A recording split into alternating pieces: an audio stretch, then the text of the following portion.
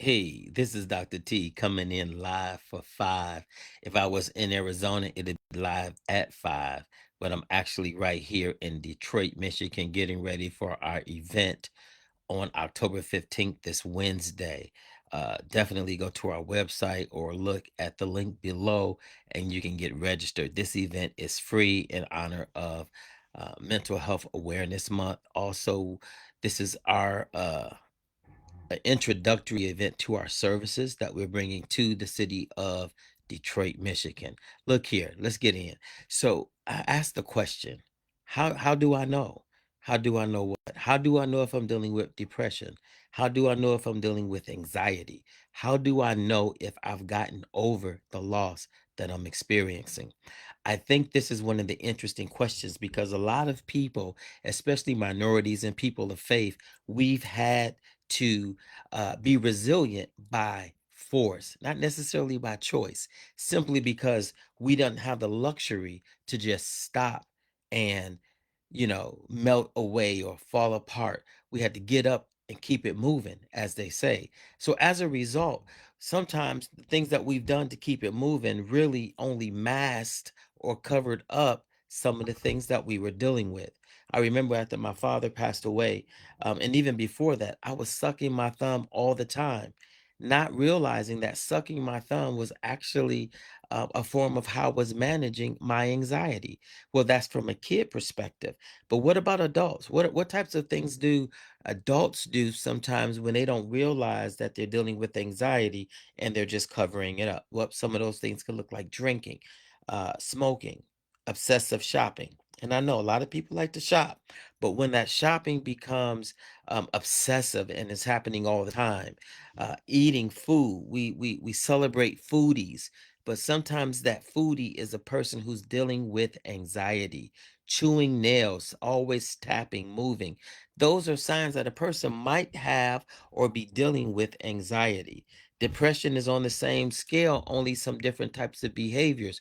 Many people are functionally depressant.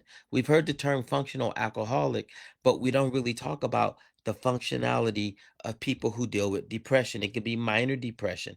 It could be where it doesn't really impede what you do. Dysthymia, where there's just like this Eeyore kind of attitude, from Winnie the Pooh. Eeyore had dysthymia. He's a classic case where he was never high or never low, and we'll say that's just the way they are.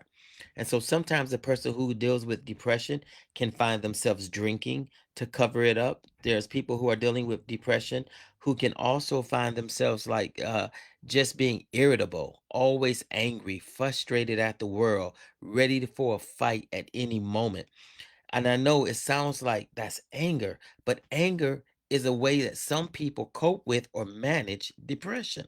So, we say, I'm over it. We go to church, we'll have a great spiritual moment, we'll clap our hands, praise the Lord. Yes, that is a part of our healing, but it is not always the end all of our healing. We have to infuse our faith with some additional resources to help us to get past whatever it is that we're experiencing. So, if you have some questions like, am I dealing with depression? Am I dealing with anxiety? Should I be over this loss that I've just had? I want you to make sure you show up at our intensive. This conference is just going to be, it's going to be a very intimate setting, but it's going to be a very powerful setting for those who register. You could go to our website, again, www.atigney.solutions. If you're dealing with stress, you're dealing with depression or anxiety or any type of emotional discomfort, or if you're just trying to get past a breaking point in your life, ATS, we got counselors, we have coaches, we have consultants who are ready to assist you. If you are in the 313 area code, I urge you to make sure you register. Come out and meet me.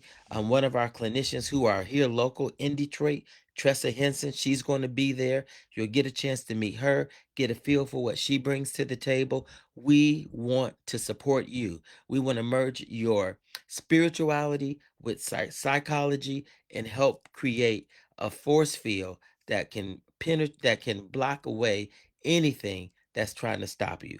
Again, this is AT with Tigny Solutions, building beyond the breaking point. Coming in live 4-5 at 5.